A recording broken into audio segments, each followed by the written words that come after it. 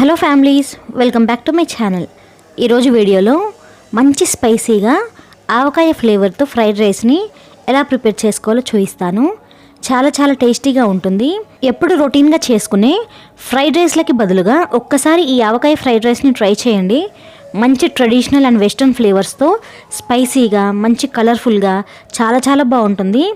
పిల్లలకి అలాగే పెద్దలకి ఎవరికైనా నచ్చుతుంది. పిల్లల లంచ్ బాక్స్లో కూడా ఈ ఆవకాయ ఫ్రైడ్ రైస్ని క్విక్గా ప్రిపేర్ చేసి పెట్టొచ్చు.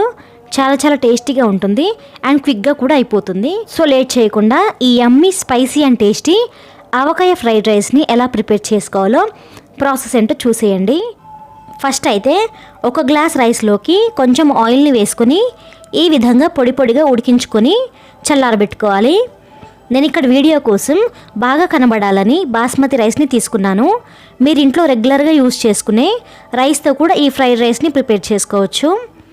నెక్స్ట్ ఈ రైస్లోకి సరిపడా ఆవకాయ పచ్చడిని వేసుకుని రైస్కి బాగా పట్టించాలి. నేను ఇక్కడ ఒక గ్లాస్ రైస్కి కాను 3 టేబుల్ స్పూన్ల ఆవకాయని వేసి కలిపానండి. మీరు తినే కారాన్ని బట్టి ఆవకాయ పచ్చడిని వేసి కలుపుకోండి. ఈ ఫ్రైడ్ రైస్ స్పైసీగానే బాగుంటుందండి. సో కొంచెం పచ్చడి ఎక్కువగా వేసి కలుపుకోండి. పచ్చడిని ఈ విధంగా రైస్కి బాగా పట్టించి పక్కకు పెట్టుకోవాలి. నెక్స్ట్ ఒక గిన్నె తీసుకుని అందులోకి ఒక 3 ఎగ్స్ని పగలగొట్టి వేసుకోవాలి. ఎగ్స్ని వేసుకున్నాక నెక్స్ట్ ఎగ్స్లోకి ఒక 1/2 టీ స్పూన్ ఉప్పు వేసుకుని ఫోక్తో బాగా బీట్ చేసుకోవాలి. ఇలా చేస్తే ఉప్పు ఎగ్ మిక్చర్లో ఈవెన్గా కలుస్తుంది అండ్ అలాగే ఆమ్లెట్ వేసినప్పుడు ఫ్లఫీగా కూడా వస్తుంది. నెక్స్ట్ స్టవ్ ఆన్ చేసి ప్యాన్ పెట్టుకొని ఒక 2 టేబుల్ స్పూన్ల ఆయిల్ని వేసుకుని వేడెక్కనివ్వాలి. ఆయిల్ వేడి కాగానే బీట్ చేసి పెట్టుకున్న ఎగ్ మిక్చర్ని వేసుకోవాలి. ఎగ్ మిక్చర్ని వేసిన వెంటనే కలపకుండా 1 నిమిషం పాటు మీడియం ఫ్లేమ్ మీద అలాగే వదిలేయండి. 1 నిమిషం తర్వాత నేను ఇక్కడ చూపిస్తున్న విధంగా ఎగ్స్ని స్క్రాంబుల్ చేసుకోవాలి. ఇలా చేస్తే ఎగ్ మిక్చర్ అనేది చిదురుగా అవ్వకుండా ఇలా కాస్త పెద్ద ముక్కలుగా ఫ్లఫీగా ఉంటాయి. ఎగ్స్ని ఆయిల్లో బాగా ఫ్రై చేసుకున్నాక ఒక 1/2 టీ స్పూన్ మిరియాల పొడిని జల్లుకొని బాగా మిక్స్ చేసుకోవాలి. ఎగ్స్ అంతా బాగా ఫ్రై అయ్యాక ఈ ఎగ్ మిక్చర్ని సపరేట్గా వేరే గిన్నెలోకి తీసుకోవాలి. నెక్స్ట్ అదే ప్యాన్లోకి ఒక 2 పచ్చిమిర్చిలను ఇలా చక్రాల్లాగా కట్ చేసి వేసుకోవాలి. అలాగే ఒక 3 టేబుల్ స్పూన్ల సన్నగా తరిగిన బీన్స్ని, 3 టేబుల్ స్పూన్ల సన్నగా కట్ చేసుకున్న క్యారెట్ ముక్కల్ని, మరో 3 టేబుల్ స్పూన్ల సన్నగా తరిగిన క్యాప్సికమ్ ముక్కల్ని కూడా వేసుకోవాలి. వీటితో పాటుగా ఒక రెమ్మ కరివేపాకును కూడా వేసుకుని వీటన్నిటిని ఒక 2 నిమిషాల పాటు ఫ్రై చేసుకోవాలి. మంటను మీడియం ఫ్లేమ్ మీద ఉంచుకొని కలుపుకుంటూ ఫ్రై చేసుకోవాలి.